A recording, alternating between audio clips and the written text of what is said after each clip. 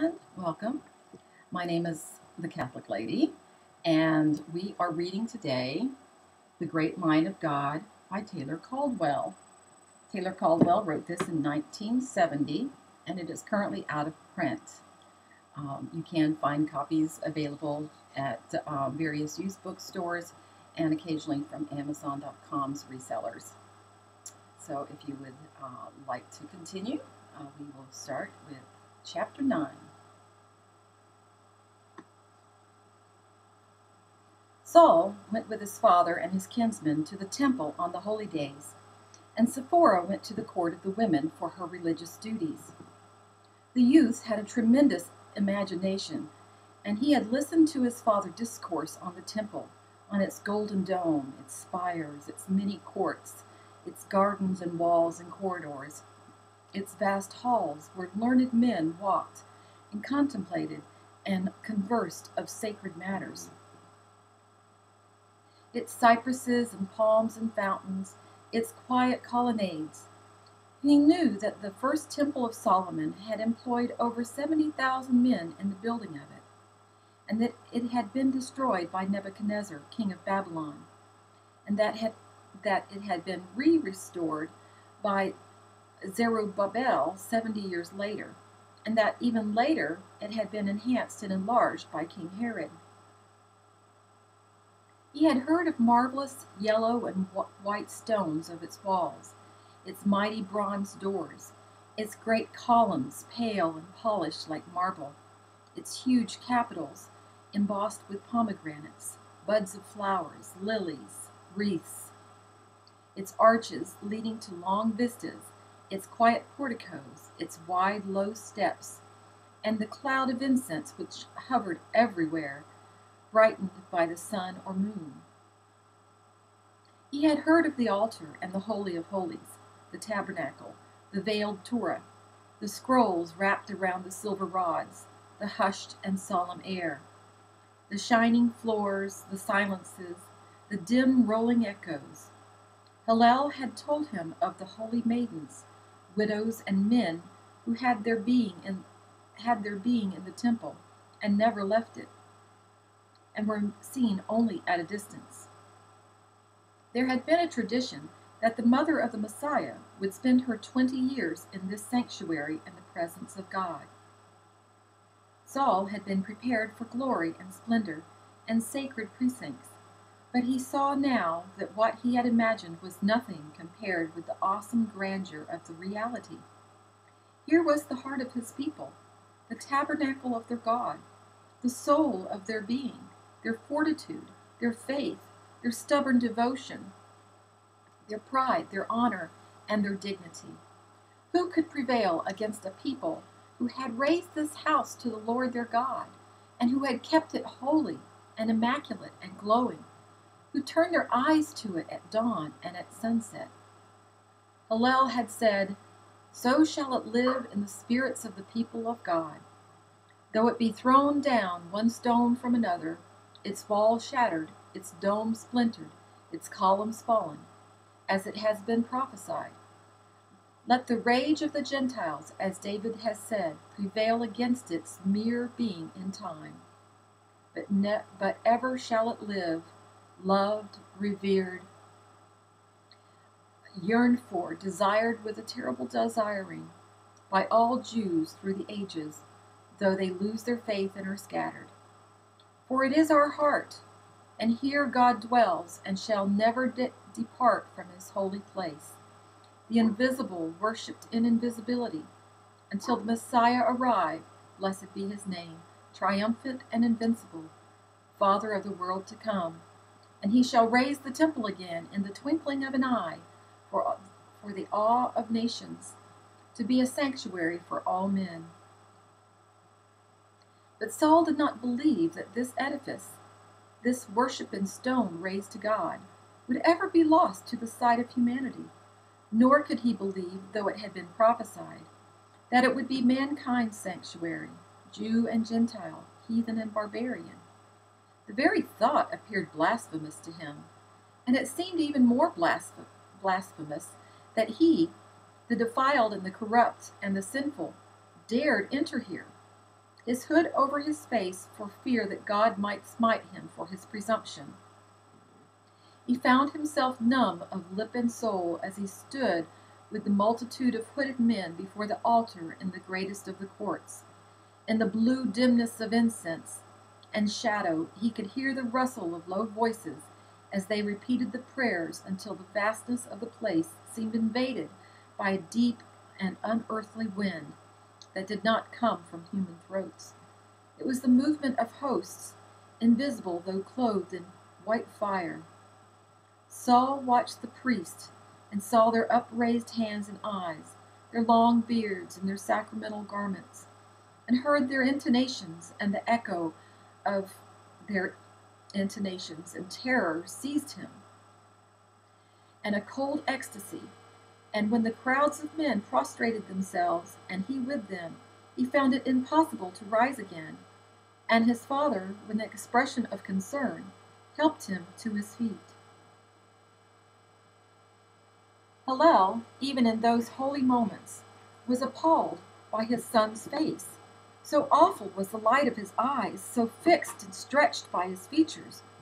There was a line of foam on his white mouth, and he appeared dazed, at once stricken and lost, yet exalted. Hillel had heard of the transports of men touched by the fingers of God, and he was frightened. It was said that such men were frequently driven mad by that rapture. Hillel desired that his son love God, but he also desired that God not love him too much. There was a terribleness in the love of God, and wise men, though desiring to be loved by their Almighty Father, rarely prayed for favors and commands that could be devastating and destroying. It was all very well for transports, provided that they did not transport men beyond the reach of other men, and did not consume poor human flesh in the flame. The vessel of flesh was entirely too frail to hold the fiery essence of the being of God. And Saul was Hillel's only son, and even for God he did not wish him to be consumed. Saul was trembling. His breath came hard and fast. He stared at the tabernacle. He shook as if in a gale. Hillel saw Saul's arm against his own body and pressed it as if he would protect his son from God himself. Saul was crying in himself, "I weep by day, my God, and you are silent. I cry by night, and you permit me." The words of David rang through his soul, imploring, worshiping, yearning.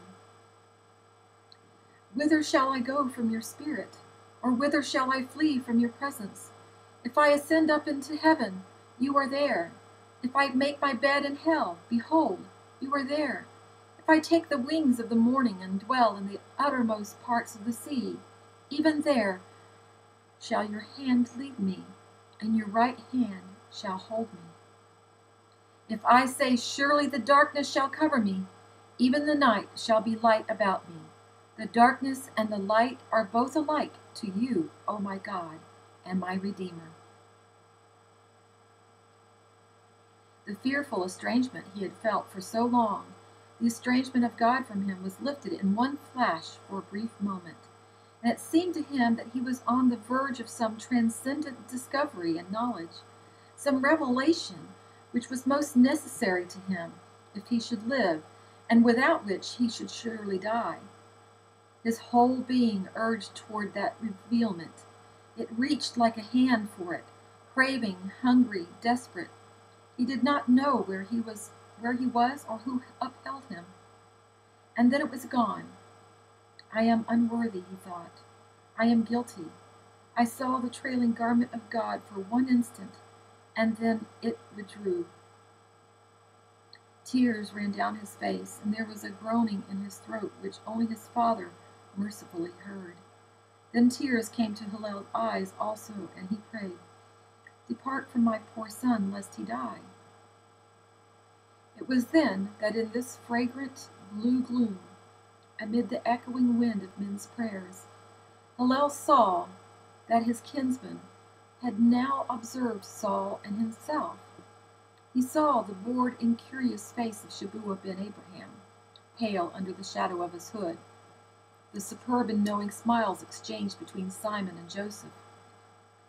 Their cheeks were sleek, and the elegant amusement of David ben Shabua slight but discernible.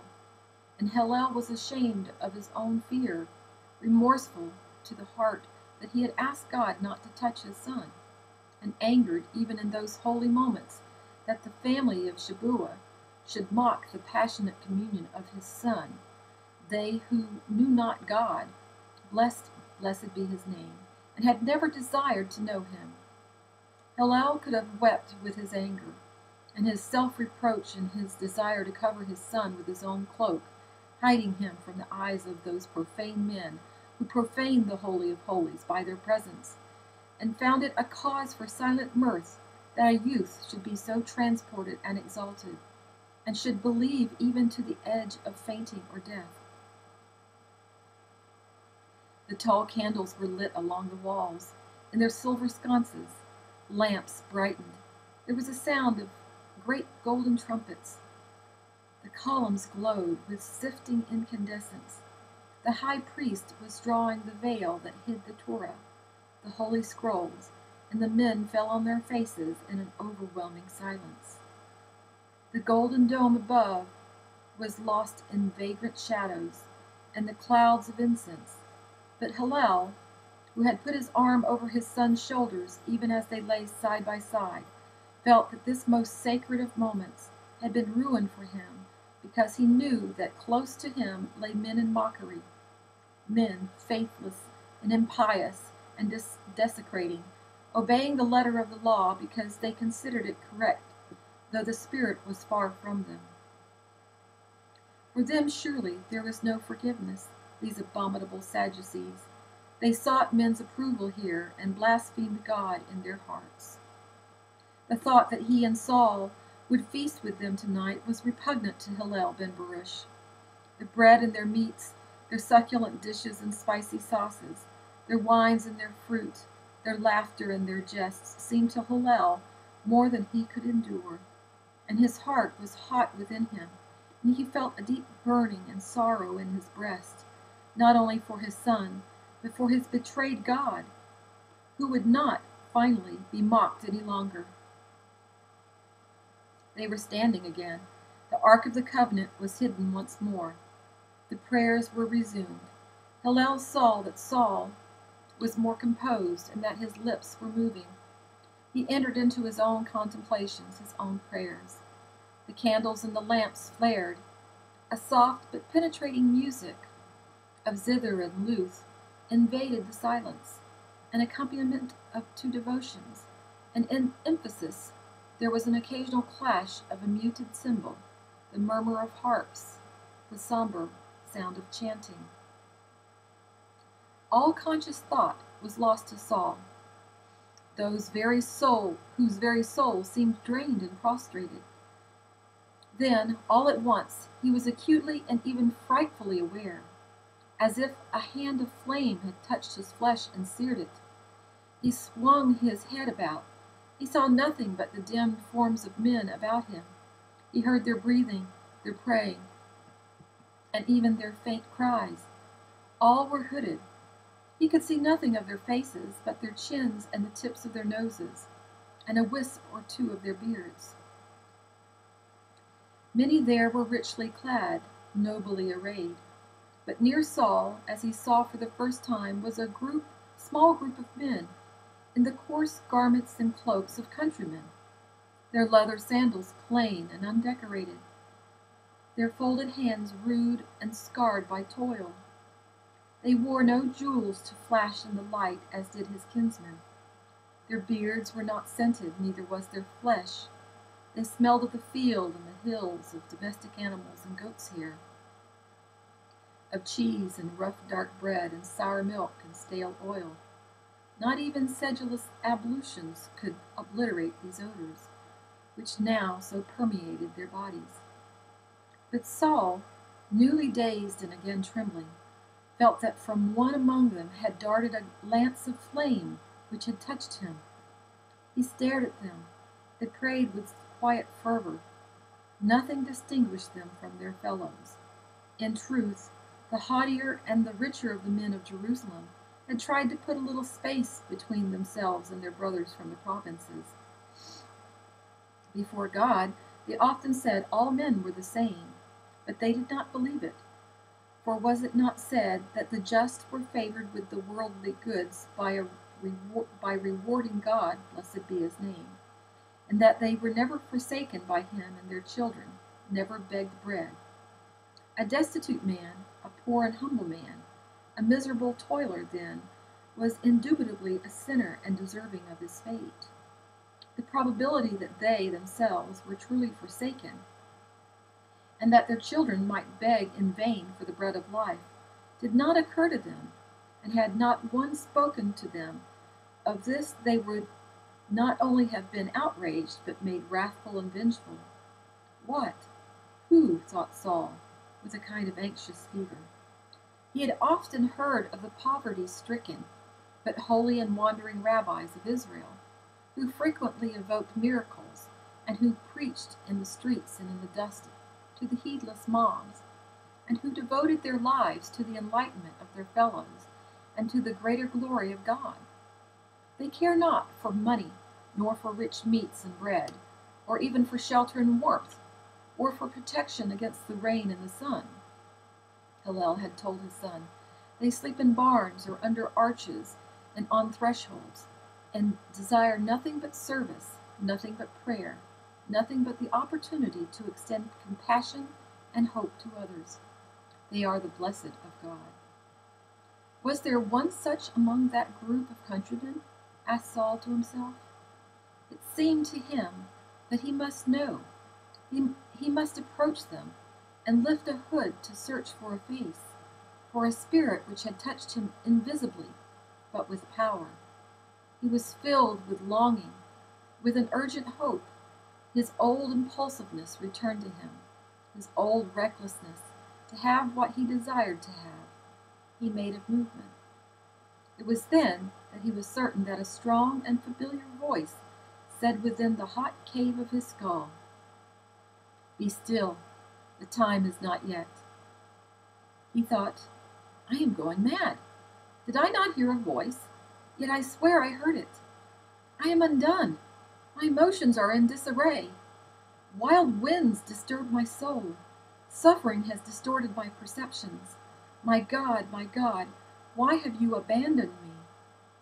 But even as he thought this, a heavy peace came to him, a quietude, a surcease, as if a kind and merciful hand had been placed on his coherent and clamorous mouth.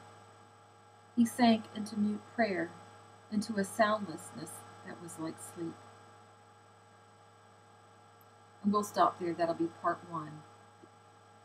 Could this person, this spirit that he felt, could that have been Jesus among his disciples, lying there in the temple, so close to Saul?